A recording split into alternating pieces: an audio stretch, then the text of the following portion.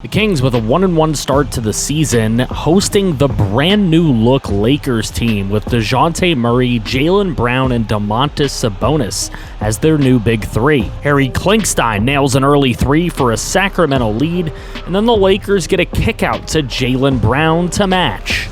Klinkstein later gets a pick of Schroeder to hit a wide-open triple, and this one off of a screen in the fourth quarter would give the Kings a 7-point lead, which Klinkstein would then extend to 9 by adding yet another three ball for good measure, as the Kings would roll to a 115-107 win. After that win, the Kings went into Utah to face an undefeated Jazz team led by Kyrie Irving, former King Buddy Hield, and budding star center Rigoberto Ramirez Jr. Desmond Bane rained on an early three ball, and later in game he hit another long ball for a lead. RJ Barrett was doing his best to keep the Kings in front, and Keegan Murray hit a kiss off the glass to extend the lead, and then RJ Barrett would knock down a triple to give the Kings their lead by 6 until Kyrie slashed in to help the Jazz lead the ball game by 1. Robert Williams put the Kings in front with a dunk, but they were behind when RJ Barrett tied the ball game, and it went into overtime, where Klinkstein would hit a corner three ball to go up 3 points, and the off-the-glass shot by RJ Barrett gave the Jazz one final chance, but the brick by Kyrie on the three ball secured a 120-117 win for the Kings to hand the Jazz their first loss of the season. The Pelicans come in with both teams at 3-2, and the Kings look to avenge that conference final beatdown, but Zion was still Zion.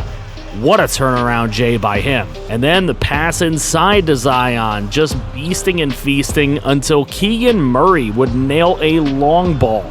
But the Pels had those guys too, as Murphy would drill an outside shot. It was down to 6 in the fourth quarter, and Keegan Murray with not one, but 2 really nice drives for points until Dyson Daniels with the range for the three ball. Down 3 points, it was Klinkstein with the bank shot, which would make it a 1-point game, until he would find Desmond Bane for a 3 and the lead. Kings led it by 2, and Keegan Murray nailed a dagger 3 as the Kings found a way in the fourth quarter to take the game 115-106 at home. Perennial contenders, the OKC Thunder, come into the Golden One Center to face our Kings, and their young team always puts up a fight. Josh Giddey is a dangerous one with his quick trigger for 3. And then why not some Lowell side pocket three ball for him, as the Thunder led in the fourth as well until Bane gets a bucket inside and the foul. Then a huge RJ Barrett three ball with just over 5 minutes had the Kings leading. Dorian Finney-Smith got the three ball right back until this beauty of a take by RJ Barrett. Wild pass from Giddey out to Chet Holmgren for a 3, and then RJ with the stop, pop, mid-range shot for a 1-point advantage until SGA glides in on Desmond Bane, makes him look silly, and dunks all over him. Barrett takes the 3 to tie the ball game, and it bricks off the rim as the Thunder would hold on for a 114-110 win. The 3-7 Suns visit a Kings team at 7-4, and the Suns have had a hard time finding DeAndre Ayton's replacement. But Booker, Adams, and Bridges are good shooters. Will it be enough? Klinkstein can shoot 2, hitting the opening three ball for Sacramento. Then he stood hot with 2 straight triples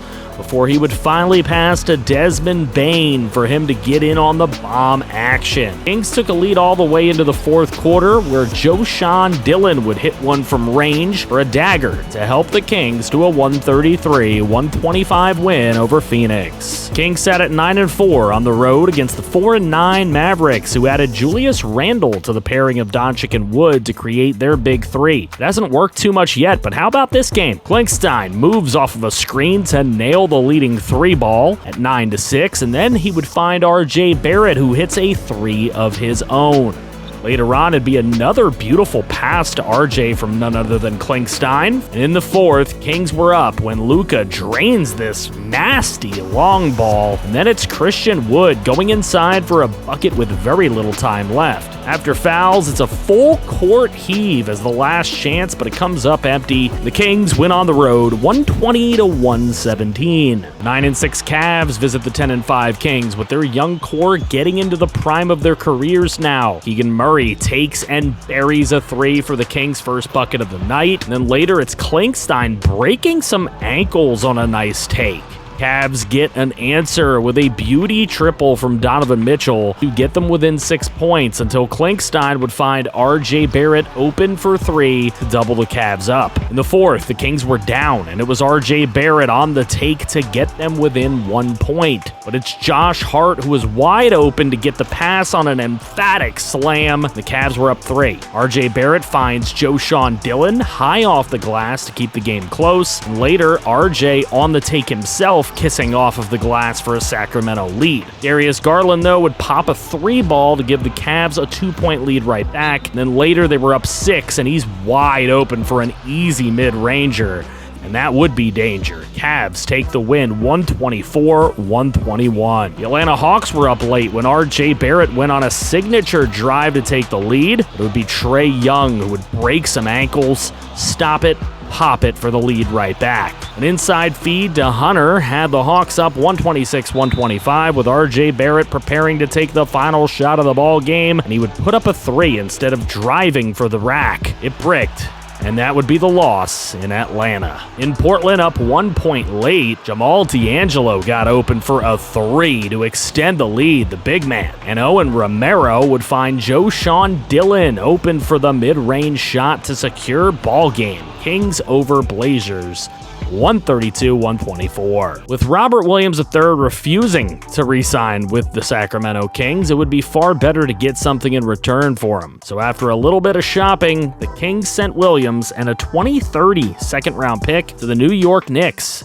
for Erman Ramos and Mo Wagner. It could be a risky trade for a team that's 24-17 and third in the West at the time of this trade. Down 2 in Houston, it was Derek Watson who hit a three ball that when combined with this triple from Jalen Green late, that'd be the dagger as the Rockets needed it to win at home 107-99 over the Kings. Down late at home against the Pistons, Klinkstein hit a nice mid-range shot to lead the ball game, but Jaden Ivey finds Peters inside for a nasty dunk. And then later it would be Ivey again finding Peters from the outside for a triple, and the Pistons with Peters go on to win 113-105. After that, RJ Barrett would be out 6 to 8 weeks, but he would later come back by the time we took on the Utah Jazz. Kyrie Irving on a nice runner to take a 3-point advantage. But there's RJ proving he's healthy, going on a nice take for a bucket. Sacramento just had no answers for these drives from Kyrie on this night as they go up 5. Jamal D'Angelo would get a shot to keep the foul game going.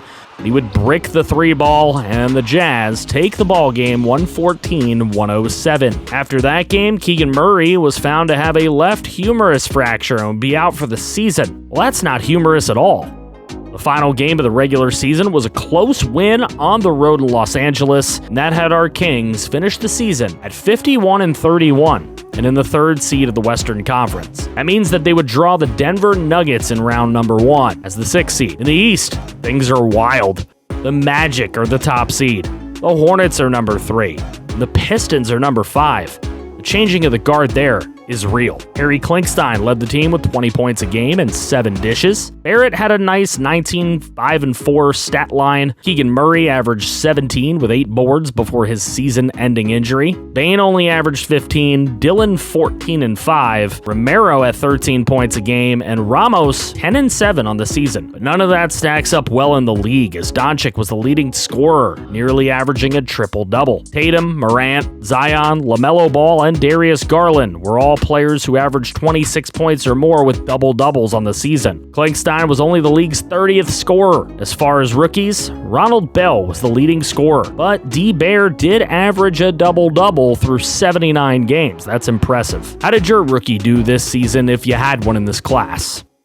Ja Morant takes home MVP with 29 points, 11 dishes. Rookie of the Year does go to D. Bear for his double-double season. Isaiah Jackson of Indiana wins sixth man, averaging 15 with 9 boards. Chet Holmgren wins Defensive Player of the Year, averaging 3 blocks. Klingstein does win Most Improved Player of the Year, though. Michael Stauffer wins Coach of the Year, and Anthony Adams wins Exec of the Year. All-NBA First Team, Ja Morant, Luka Doncic, Jason Tatum, Giannis, and the Joker. Second Team was LaMelo Ball, Cade Cunningham, Zion, KD, and Bam Adebayo. And for the third team, it's Darius Garland, Ben Simmons, Evan Mobley, Cat, and Chet Holmgren. All defensive first team is Ben Simmons, Lonzo Ball, Evan Mobley, Giannis, and Chet Holmgren. Second team includes LaMelo Ball, Cade Cunningham, Jaren Jackson Jr., Charles Bassey, and Bam Adebayo. All rookie first team would be D. Bear, Lionel Hasty, Thomas Lester, Jackie Hudson, and Ronald Bell. While the second team would be Eric Weller, Xavier Payton, Miguel Tomato Jr., Casey Wood, and Kentrell Law. In the play-in,